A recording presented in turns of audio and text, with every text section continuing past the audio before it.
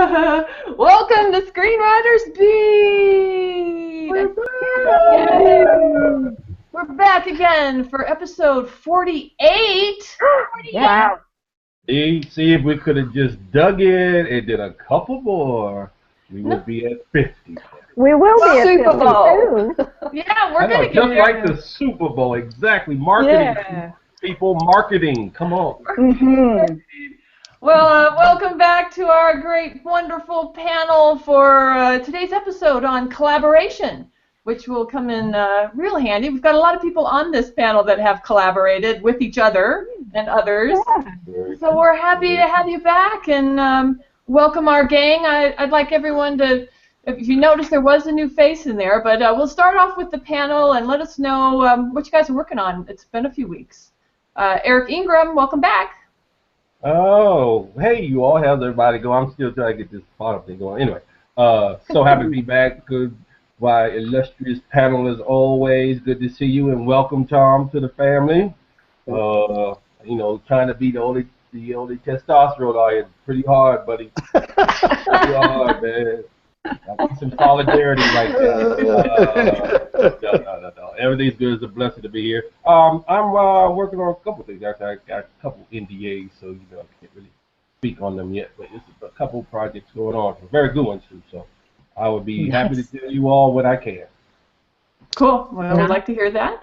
Welcome back, Heidi Master Giovanni. How are you doing, cutie? I'm doing well, darling, and thank you so much for bringing us together. Lovely to see our panelists. Love you guys. Tom, welcome. This is a big thrill, and lovely to see our audience again. I am working on A Town Called Peculiar and on my comedic novel, which was accepted for publication. So I will be posting about that, but I'm very, very excited about that. Congratulations. Right. Thank you. A lot of great things going on. Also, welcome from all the way over in Australia, Margaret Risley. Hi, everybody. It's great to be back. Great to have you here, and especially great to see Tom here. What am I up to? Well, yesterday I signed an option on my latest script. That I literally only started, I think, in November. So, yeah, I'm happy about that. Yeah. Nice. Very cool. Yeah, so, and now I've started another one that I'm happy with. So, yeah, that's another thriller, a comedy thriller, this one. So, yeah, I'm happy. Good fun. Busy. Everyone's so busy. I love it. Welcome back, Nicole Jones-Dion. Are you busy too? Oh, you know me. I always got something going on. I'm kind of in, oh no, we just looks like we lost Eric, but I'm kind of in the same boat as Eric. I've got some really cool top secret stuff, but I can't talk about it. The things I can talk about, we're starting, well, we're kind of deep in pre-production on my next short film, Death Date, so we're going to start shooting that at the end of the month. And like Margie, I just signed an option agreement with the production company in Australia, so I might actually get to go visit. I don't know. I've never been able to go on location with any of my other shoots, so it'd be cool maybe to go see Margie and hang out in person. But come see me, yeah. Yay! So we'll see. We'll see. Fingers crossed. Yeah. I love it. I love it. Everything's happening here. And of course, one of the cool things that's happening is we have a guest today, as everyone has seen. This guy is a personal friend of mine, and many of the panel. Tom Fryer comes from the world of advertising originally as a creative director, and he's also been a director, and now he is using his creativity as a writer. Welcome, Tom. Thank you. Wow, it's great to be here. What a wonderful bunch. What have you been up to? I mean, what's new for you since nobody knows? Wait, why don't you even tell us what genres you write in so everyone gets that much? Well, I'm trying to figure that out. my favorite genre is true stories, and I have one of them optioned. A true story that I optioned was recently optioned by a production company. Nice. Congratulations. Cool. Thank you. Very nice. And there's another one that I'm working on in the master class series. Certificate Oh, that's class. cool. I like the sound of that one. That's What I've seen of it so far. Yeah. Yeah. And I'm also collaborating with Anne right now. We just wrote Fade to Black on a first draft of a really fun dark comedy called War Paint, and it's just we just giggle every day when we work on it. It's just a blast. It's nice when you can make yourself laugh. Awesome. Wait one second. Hold on. So this didn't just come about, did it, Tom? Huh? What?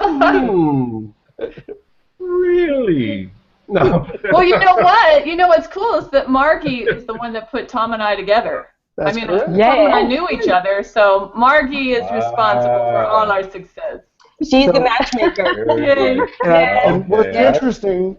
what's interesting is that I had originally envisioned it as being a thriller, a chemist who turns the tables on her cosmetic CEO mother and develops an addictive makeup line. And of course, cosmetics is huge.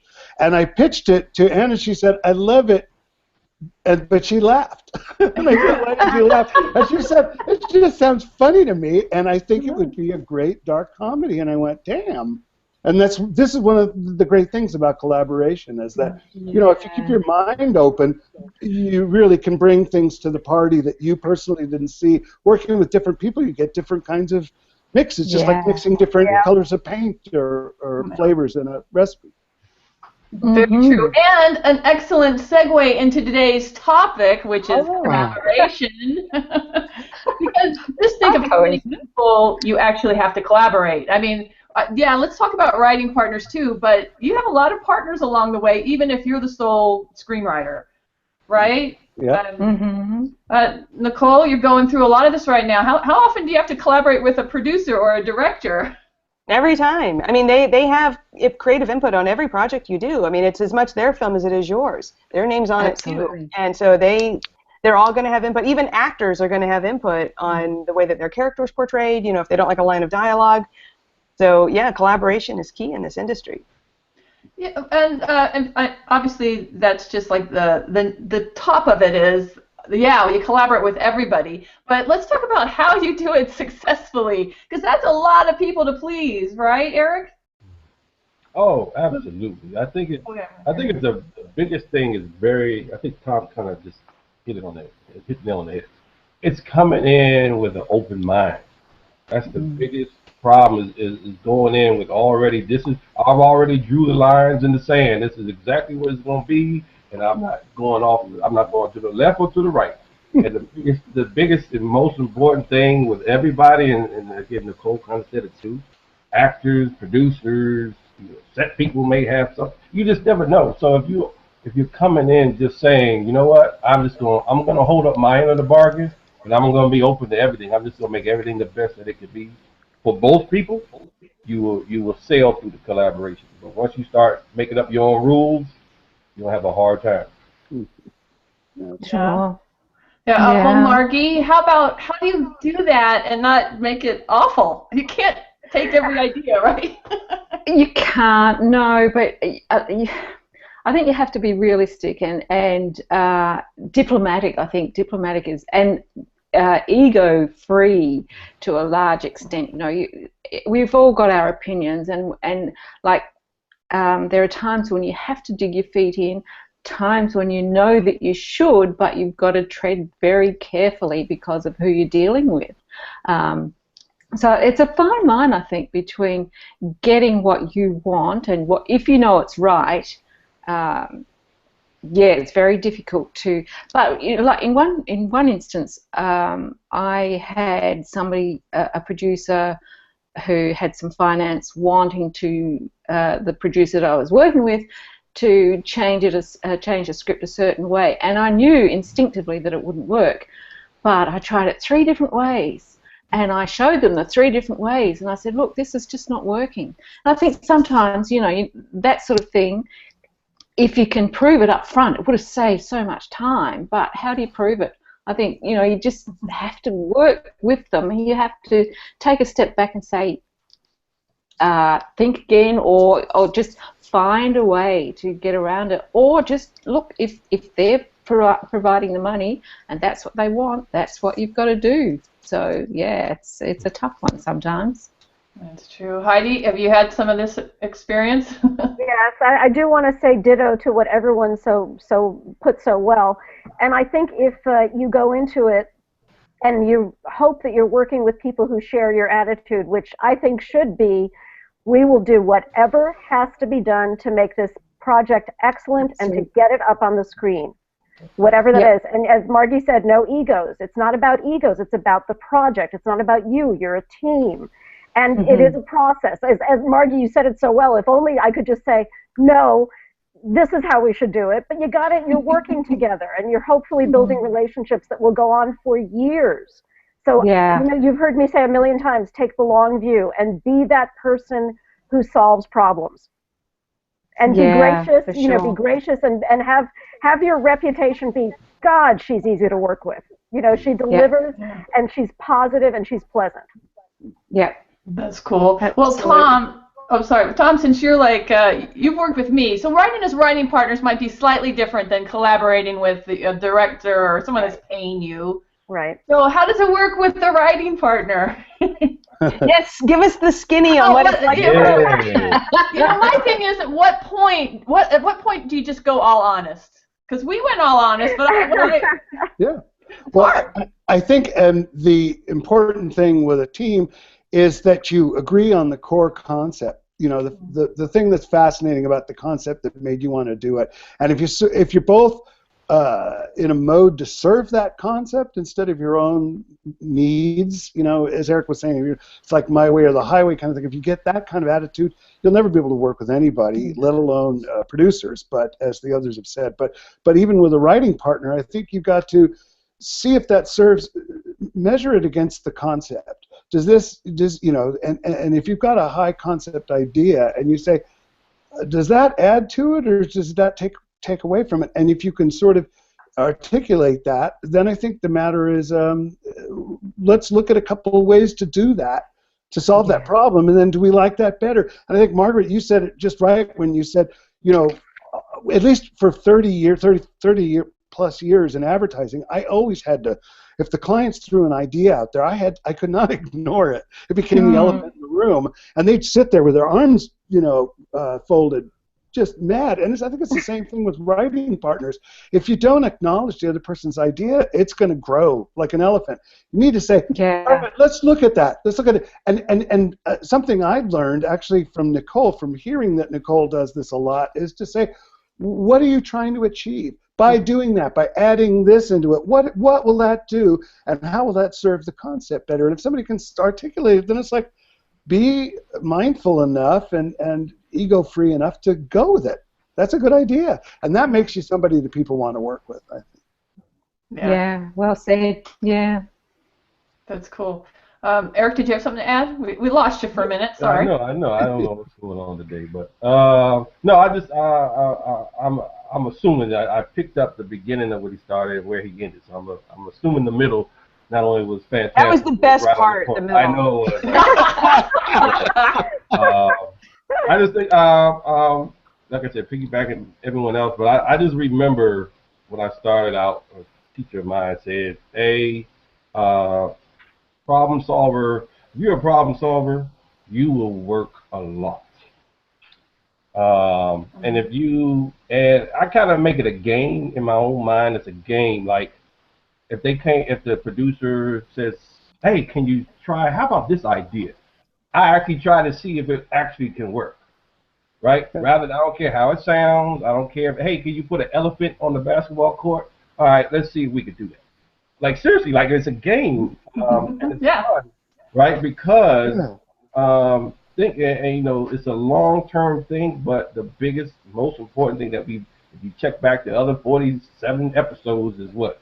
Relationships, being someone people want to work with, and if you're that kind of person that can be like, you know what, all of it can work. Let's make it work. Like if you already have that attitude, you'd be surprised where some new ideas may come from. Absolutely. Right, you just don't know. So everything's a game. Everything is kind of like a game to make it work. Like you know, me and Heidi always talk about improv. You know, yes and you accept what they're saying and you keep going. That's my mindset. Yes and.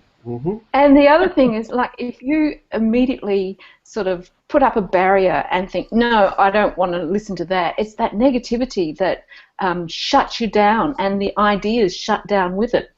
So you stay positive, you let the things flow through you, and you go away and you think about it, and you think, okay, that whole idea was crap, but there was this tiny little kernel in the middle of it that was diamond. Yeah. And there's been times when, you know, working on a script and the producer's like, okay, I think we need to have this scene, and you know, and this is what I want to see in the scene, and the whole time I'm like, oh god, this is terrible, this is just the worst thing ever. All right, fine, I'll put it in there, and then the table read comes, and the actor's like, that scene was my favorite in the whole script, and you're like, so, you know, don't always trust your own judgment, because sometimes you're wrong. And there's one other point about this. I think those are all great points. And one other point is that when I used to teach teams how to ideate, how to conceptualize, how to write, basically, and I always told them, you have to separate the spew and the sort stage. You can't spew while you're sorting. You can't sort while you're spewing. Yep. So just spew. So if somebody comes at you with something, they're spewing. So just process it. If you start sorting right there, you become one of those people who edits other people's work. Everybody hates that. Nobody likes editors.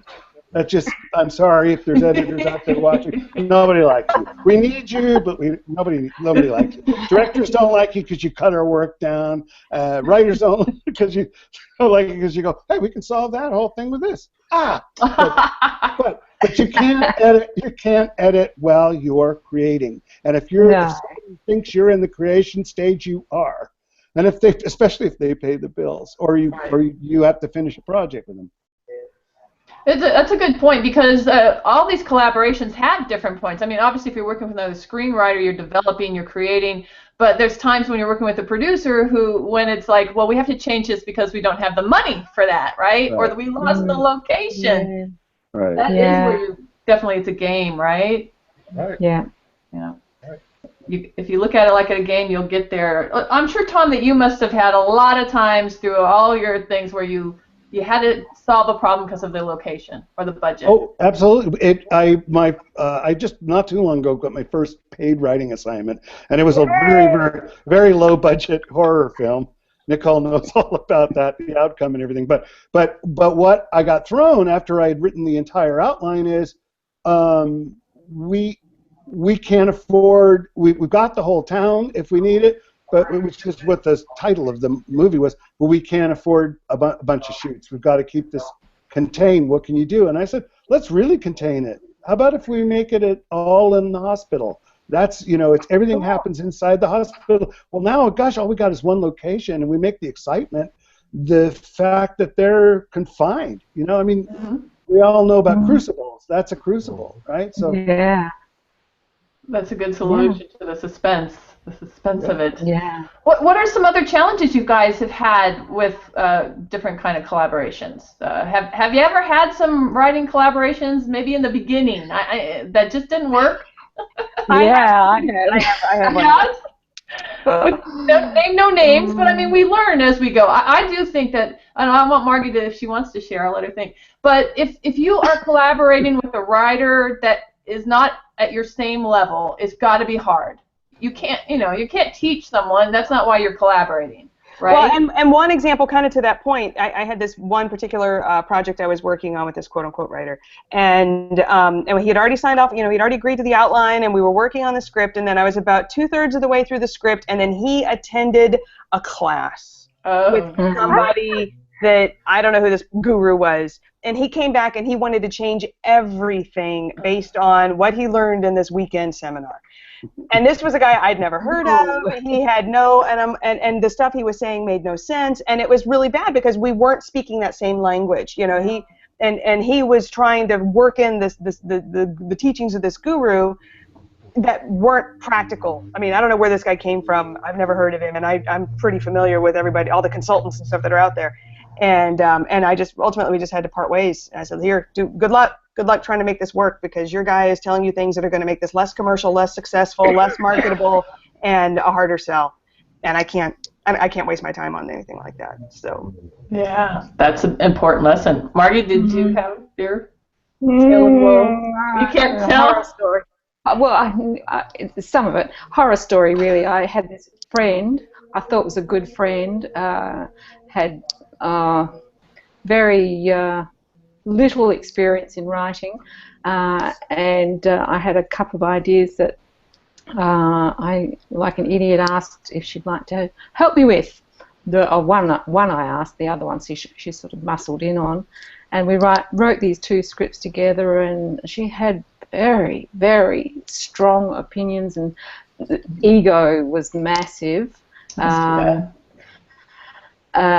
security issues, like, she had low self-esteem, but the ego was amazing, and we just Wow. Bad combination. ended up parting ways. After 2 scripts that we actually had 2 producers interested, but I could not keep working with it. Just no, it wasn't going to work. Not happening. Now, Heidi, too. Heidi, you collaborate a lot, especially because you write a lot of comedy. Yeah. Mostly good stories to tell. How have you learned to negotiate that? Actually, only good stories, really. It turns out that, either we are already really close friends, or we become very close friends very quickly. And I absolutely agree. You have to have the same language, and you have to have the same goals. I really feel strongly you have to have the same sensibility, especially in comedy. My God, especially you have to agree on what's funny.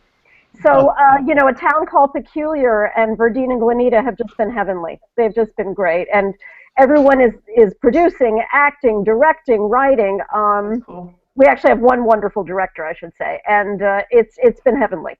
So it's been really lovely. Well, you picked very wisely, madam. I'm happy. Thank you. That's a gift in and of itself. Huge gift, huge. Yep. Eric, you've collaborated with several different writers, haven't you? I have, actually. I've had a couple of weird experiences, and I say weird because it was a different level, 2 different levels of writing, which we alluded to earlier. That's not gonna work. It doesn't work. I don't care how nice the person is, how sweet, what I mean? This is not gonna work. But then the other one was kind of like, it was a little bit of the mixed guru. So I guess the language was different. I think that was a big problem. But the reason why it fell apart was. When someone, not only do they have to be right, but then they need to show you why you're wrong. Oh, no. Yeah. Right? It's a little fine line in there, but it's just like really. So I was like, all right, you know what? Prove me wrong. And so, needless to say, I was proved right. But it took 6 weeks. You know what I mean? Like that's time. It's time you can't get back. Yeah. Yeah. Drafts you can't get back. You know what I mean? So it was painstaking. So I just said, you know what? If you're not better than, I don't think you're better than I am, then it's kind of hard to work together. Like seriously, I need someone who is. And also, I don't know if we said about this. What about, let's say you're good at dialogue, and the other person's good at conflict. Right, so you kind of work being able to know the other person's strength also, and if they're better than you at this thing, this element, then okay, you go handle that, and when the dialogue comes, the jokes come, you send it to me, and that kind of stuff. That's a lot of trust in there, but you have to earn that. But just that that's a big collaboration point too. I think one of the things that Eric's hinting at, and I would say this, is you have to come from a place of mutual respect for each other's work. And if you don't know and respect each other and what your contribution is, it's going to cause problems. And so I would say first and foremost, know the person's body of work, know them as a person, and come at it from a place of respect. Sure, absolutely. Absolutely. Very good. Well, I would say Tom's great skill is he's like the perfect husband. That's great. His wife would agree. Yeah, his wife would agree. I like. You're gonna have to explain that one. Hold on. Well, I mean, because I'm a strong personality when it comes to writing partners, and Tom is like the perfect husband. It's like, yes, dear, right? Tom does really well. He doesn't say That's because I come from what Eric was talking about. I come from and also Nicole, respect. I respect you. So when you make it a point, I'm not going like, nah. And I mean, I think when you start hearing that a lot, it's time to reevaluate. Just like a marriage. If you start hearing that all the time, nah, what? Yeah. Well, hopefully, I do respect you too, so hopefully that shows. I always respected the concept that Tom brought to me. I really respected that. So, because I didn't know you as a writer, and you didn't know me as a writer, but we came from the same school of learning of screenwriting, so that helped. Yeah, speaking the same language, does, for sure. Yep. That make a big point. Any other positive stories or horror stories about collaboration that we should share? I think that an important thing, and it's not a story, but it's something you ought to do, and I do, is WGA's got a simple two-writer collaboration agreement, and you should both look it over and sign it and agree to it. And if you want to make changes, make those changes, but get that in writing up front so that there's no shock later on. I think if you say, here's I think the general rule of thumb is that I've used is if it was my log line or concept to begin with, I'll go first, but we'll all both get equal writing concepts, and then we split everything 50-50. But again, if you want to change that, you can do it, but you need to make all that stuff up. Some people want story by or something. Yes, and then the other thing is get all that in writing so that you both sign off on it, so there aren't disagreements later. But I guess the other thing is you have to have an agreement at least as to who can make a deal. So in other words, if somebody's going to be pitching it, let's say you both go off and write query letters, and somebody, one of the producers bites on one of them, says, "Oh, I want to do that," and you need to be able to, especially if the other partner's out, you need to be able to speak on your partnership. Right then and there, Yeah. So to that point, is ahead of time, after the script is finished and you're getting into the marketing stage, figure out who has which contacts. Make sure we're not tripping over each other, overlapping each other. What's the minimum offer we're willing to accept? Have that nailed down between the two of you, so that way you're not pitching to $100 million producers and they're pitching to $100,000 producers, and then wondering why you're getting mad that you're not getting the deal you wanted. Communication's key. I mean, in any type of partnership, it's being on the same page, talking to each other, understanding what the expectations are going in makes a huge difference. Good point. Well, Tom and I already discussed, sort of our strategy too. Excellent. I think that should come in the beginning, as early as you can. And who's the lead? I mean, on us, Tom's the lead because it was his concept. Have that kind of plan ahead of time is good. Heidi, how do you do it with you have a lot of people on your project that could have ownership. That's the other thing about collaborating. At what point does that producer want to have a writing credit, or that actor? What happens? Right. It's been clear up until now. I imagine that, we have an agreement. We have everything written down. It's great advice. Grab that advice and do it. Absolutely. And, so far it's been great. We've had the same goals, and we've been working really well together. And I know it gets more complicated as you go on, but if you have that initial thing, and as you said, do it before, great basis to move forward. Anybody want to add to that? I think it's very important. It's kind of like the stuff that people don't want to talk about, right? It's like a prenuptial agreement. Exactly. Don't really want to get into this because, look, we were brainstorming together and the ideas were flowing and blah, blah, blah. And then, now we got to talk about story by, right? 50, right? But you got to do it. You got to do it. Because better to do it before. Yes. Yeah, that's what I'm saying. Have a baby. But that's what I mean. I mean, to be able to, I think, let's say, someone gives you an idea, right? You go back and forth a little bit, like, okay, this is pretty cool. Okay. I mean, you kind of already started the brainstorm, so, it's not, you don't want to stop it in the middle, like, all right, wait before we go any further. Right? Like, anyway, but I'm saying, but at that moment, before you really start putting, fingers to the keyboard and start working, and hash it out. because everyone will understand, because when everything is cool until someone puts a check on the table. Yeah.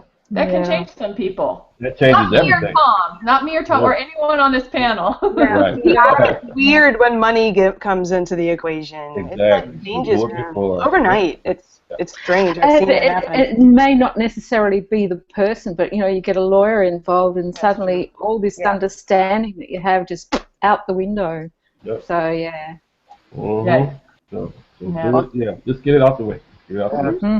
On the positive side, one of the benefits of screenwriting is, I was, just in case anybody asked, I was kind of tallying up how many projects I either had finished or had in the works, and about 3/4 of them with collaborators.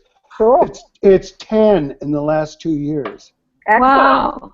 Nine plus in collaboration. Plus, Wow. yes, 9 plus a finished pilot that I did with James Moore. You all know James. Yeah. That's being that we're marketing right now. But about virtually half of the others were done with partners, and I can't imagine I would have had. I write pretty fast, but I can't imagine I would have had 10 in 2 years.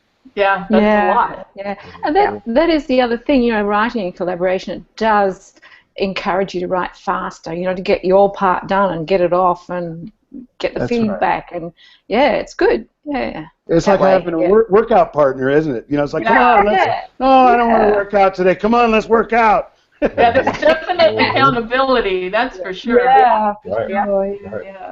And I think a lot of creators need that. We don't like to say that, but deadlines, accountability. Yeah. You know what I mean? But if you're gonna write for real, write for business, and write for money, you better be very good at all of those. Yeah. Yeah. Right. Well, cool. I think we should learn a little bit more about Tom. I actually want him to tell us. We've all had to do it, Tom. It's a rite of passage. You have to tell us about your first option. Okay. Screenwriters beat hazing. That's right, the hazing. Let the hazing begin. Oh, no. Do I have to drink a lot? Well, this happens. Yeah. It helps. You have to write a lot. That's what you have to do. You already do that, though. Yeah. But tell us, how did you get your first big break? What can we learn from that and others can try? Many have said it before, certainly not the first, that deals come from relationships. And that's how I got optioned. I had a relationship. I started a relationship with a producer about 2 years ago, before I really had anything to sell, and I really wasn't selling anything. I just liked him, and I liked what he wrote. Something he wrote sparked me, and I went, wow, on LinkedIn. And I said, do you mind if I link to you? And then we started getting to know each other. We would just email back and forth, and that evolved into phone conversations occasionally.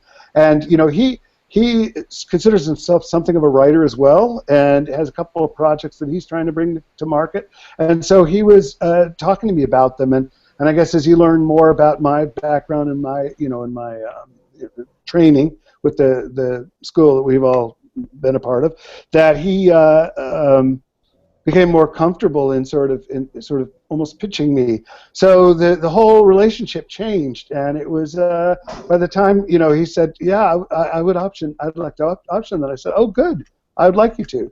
And no money has changed hands, but it was based on, if I can go back a bit, the idea came sort of as kismet. I was doing some freelance with an ad agency in Addison, Texas, and the new business guy took me out to lunch. And while we were having lunch, he asked me what else I did, and I told him I was writing screenplays. He goes, "Oh, I've got somebody you got to meet."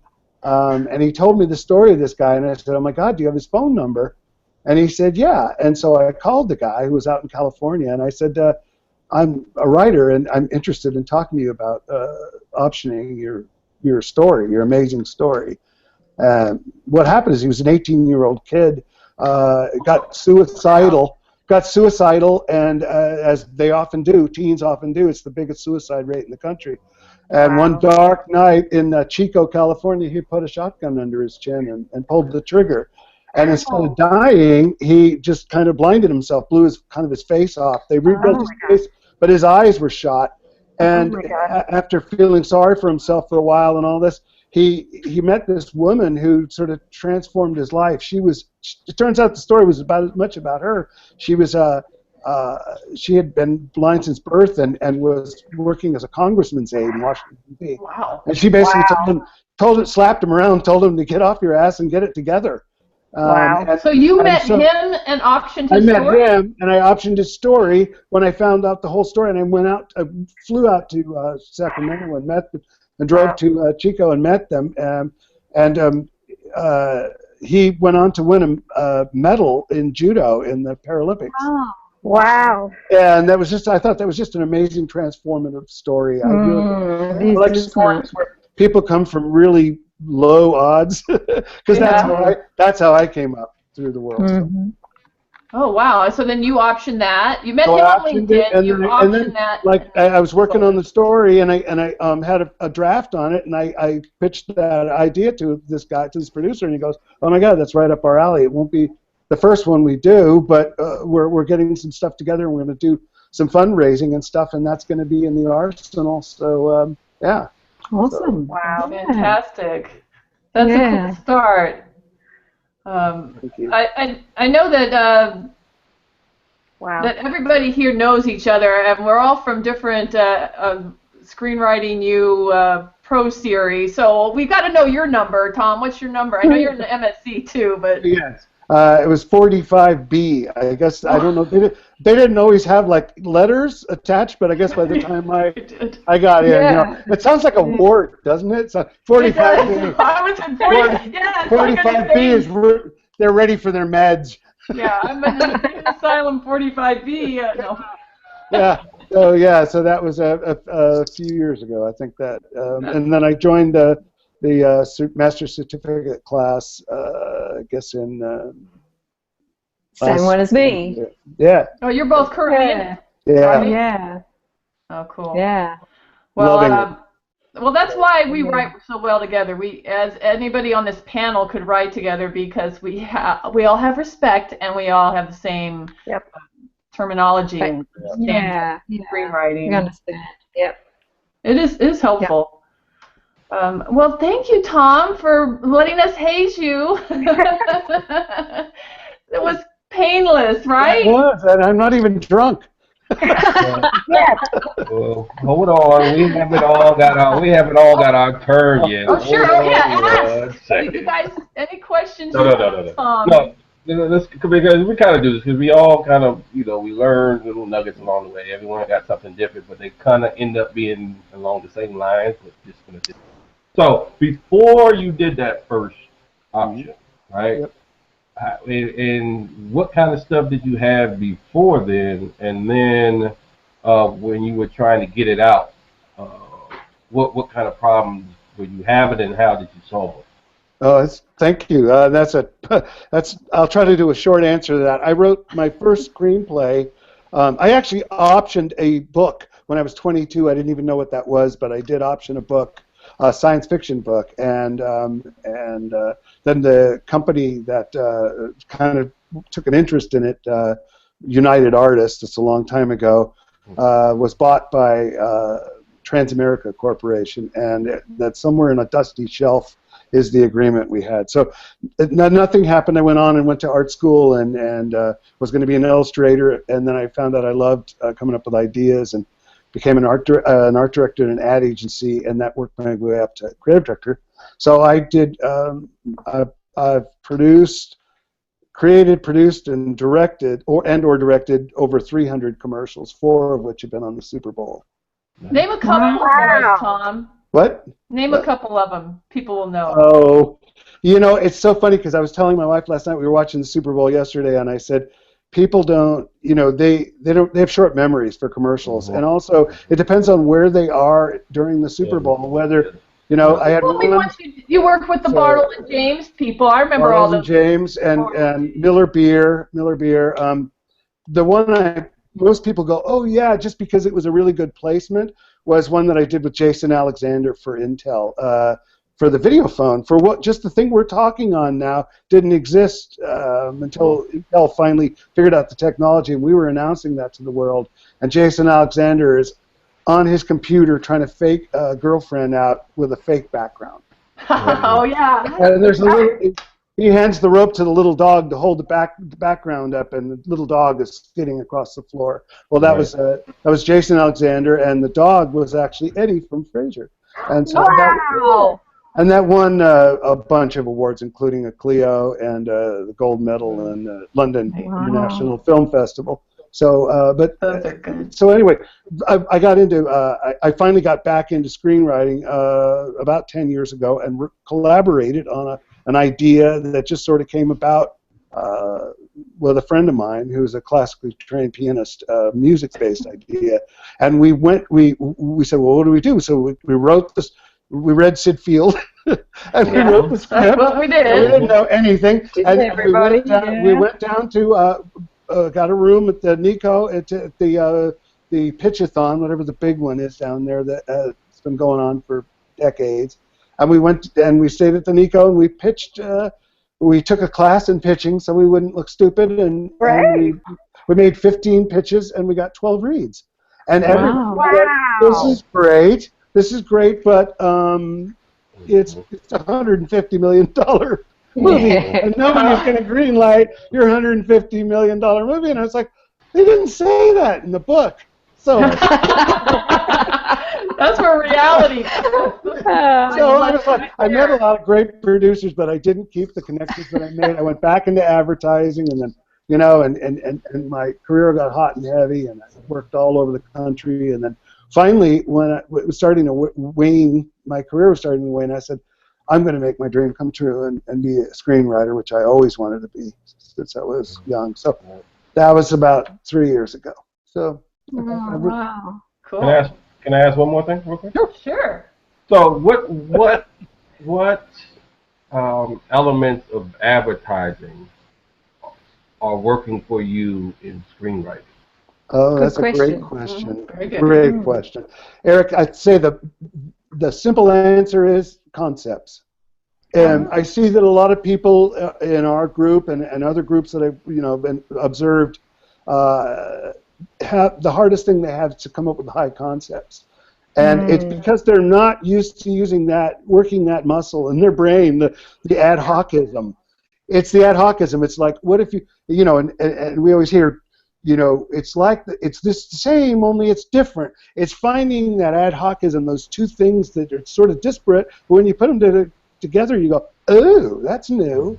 I've been doing that for over 30 years, so that's been the skill that I most use. But the other one is collaboration. I've always worked with a partner to come up with ideas, and so I love that.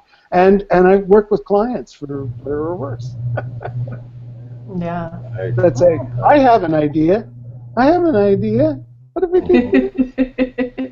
Very good, yeah. Very cool. I'm so happy you joined us, Tom, and not just because I think you're brilliant, but that always adds a lot. It's so great to learn what other writers have done because there's a million ways to break in, right? But yeah, for sure. More and more, one of the great ways is to take it into your control in your own hands, right? And you did. Yeah. Yeah, actually, something Tom was saying, like the context that he made early on. I think a lot of us do that, and we just don't realize how important it is to keep to grow those relationships. Like where you just don't realize that the potential is there, and we just let it slide past. And it's only years down the track when you think, oh damn, I was in contact with so and so. Why didn't I follow that up? But at the time, you don't know it. So the sooner you get on board that, relationships are so important, the better. That's right. It is. Blake Snyder said that he's always pitching. He said in his book, of course he's deceased now, but he said, I'm always pitching. I'm on a train and I'm talking to people about the ideas that I care about and I'm passionate about. And if you do that with regularity and don't be afraid of it, people will say, you know what, my uncle is this director, and you go, oh my God. And I think he'd really like that. That's pretty rare, but you never know. That is something I've noticed about you, Tom. You pitch the script we're working on. You pitch it. It's been online. You've pitched it to us here. You pitch that a lot. And see, as a writer, I don't do that. I don't talk about my idea until it's done and everything's perfect. But that's what I like about you, and that's the type of thing as a writer and collaborator. I'm like, hey, you go, Tom. You go pitch it. That's not me, but you do it. I'm okay with that. Well, it's about the buzz. It's about the buzz. I mean, those Super Bowl commercials yesterday didn't just come out of nowhere. They built a buzz about them. So by the time they show it, you're going, oh, there's that. I've been hearing about that. Or I think it's good. You know, that's where that's what's cool about collaborating with someone is you can get out of your comfort zone because you've got someone doing it for you. Right. I mean, we may do contacts, nurturing contacts on another show, but we should. To bring home what Maggie just said, pre-screenwriting you had a manager, right? This guy he was a lawyer. First of all, he was a lawyer. So this guy was a powerful. I need to underline powerful lawyer. Who said, you know what? We hit it off as people first. And he's like, you know what, Eric? I'm gonna help you. So he in turn got me a manager. Wow. And so he took me to lunch one day at one of those elite Hollywood restaurants. No, big time. I mean, we walked in and he's saying hello to Clint Eastwood's lawyer, and like it was like that. Like it was like whoa. Everybody was there. Exactly right. And he's like, hey, we're gonna help you. So he gave me the manager. It's cool. But the manager didn't work out, and I didn't call him back. Oh wow! Like it's now the manager thing was like almost 8 or 9 months, so it wasn't like close together. But I'm just saying, didn't work out. Okay, so I never really called him back, because I was like, I really don't have nothing else. I mean, he got the head of CAA to read my stuff. It was crazy. It was it was big time. Like he was a big time dude. And so, lo and behold, like now I understand what I should have done, the nurturing, He's retired. Oh, I bet he still knows people. No, I know. I'm coming back to, but my point was that's probably a 4-year gap. Mm-hmm. Yeah. Right, but now I kind of know what I should have done. Right. Yeah. You would be surprised. People remember. They really do. Oh, yeah. If you've been like the person that you are, very intelligent and funny and easy to get on with and a hard worker. People remember. The way you treat them. You may think that they don't, but they do. Right. Well, guys, we have come to the end of another episode. We had a Q&A, but we actually kind of covered it, so because we got in and talked a lot about collaborating and other great stuff. But I thank you all for really covering a lot. I mean, collaboration was a big project to cover all in one. But we have... And we did it as a collaboration. Yeah. Very, very clever. I'd like you all to say goodbye and share a writing affirmation because we've got to leave everyone thinking positive about what to do next. We'll let our guests go first. Tom, thank you so much for being here. You bring a lot to the show. Appreciate it. Namaste. I'm so glad and grateful to be here, and I think the world of all of you. And if you're writing out there, keep writing. Write every day, even when you don't feel like it. Even when you feel blocked, write. Write at least a page or something, or write some log lines.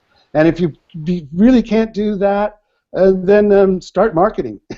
Yes. And if you can market and write at the same time every day, do that. Do that. Yeah, Bravo. Thank you, Tom. Nicole Jones, Dion, thank you for being here as always. Even though I know you're slightly under the weather, I hope we made you feel better. Yeah, no, it's good. I don't really have a writer aphorism per se, but I do have this really cool slogan on my shirt that you can't see, so I will tell you what it says.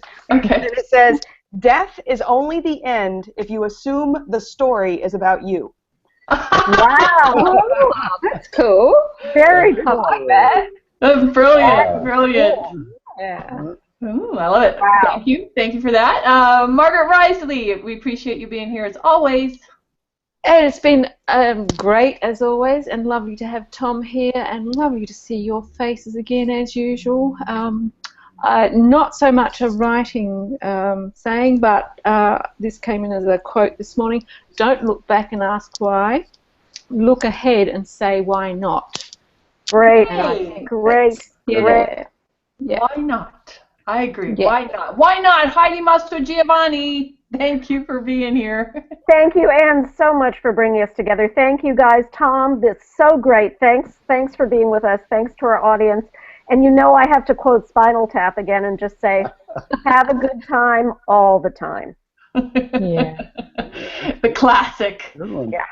I love it. Brilliant. Thank you so much. Eric Ingram, I should leave you for last. I should do mine because you always have. You want me to do mine? I'll do mine. All right, mine is you play the biggest role in your success. Nice. A good one. Start there. Don't worry about gatekeepers. Don't worry about Very anything. nice. All right, Very nice. Yep. But I know Eric can top this. Eric Ingram, thank you for being here as well. Oh, please, no pressure at all. Please. Be brilliant on the spot, Eric. Sure. Just, no problem.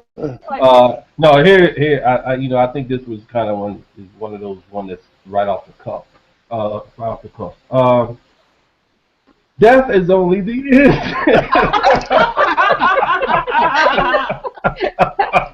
Oh, typical. And let me ask why not. No, but,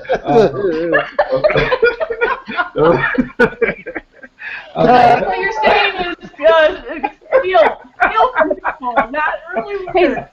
Eric Ingram, aphorism. Take two. I was hoping you would have called me right after Nicole. I would have just said the same thing she did. Still worked. It was still funny. No, okay. Okay, I'm crying. Look at this, I'm crying. Oh my God. Okay. Already, on the serious note, and take two. You know what? You can't have success without the letter U. Yeah. Can't have success without the letter U. Yes. You can't. Without you. It is up to you whether you are a success or not. Problem is when you give that power away to people. That's what is the problem, right? Unless you win this award, this competition, you're not a writer. That's not true. If you sit down every day and write something, you are a writer. I love that. Don't give the power away. Yes. That is actually the theme of my new. See, look at that. Look at this kismet going on. You see what I'm saying? You see what's happening? There. Yeah. See? Yes. Don't give your power away. Yep. That's right. All right. Thank you guys once again. Some wisdom to live by, not just write by. I know, right? Thank you guys. Please like us and follow us and send us comments. We love to hear from our fans. We do. Bye, everybody. We'll leave Eric crying. Enjoy. And catch us on another Screenwriters Beat. Bye.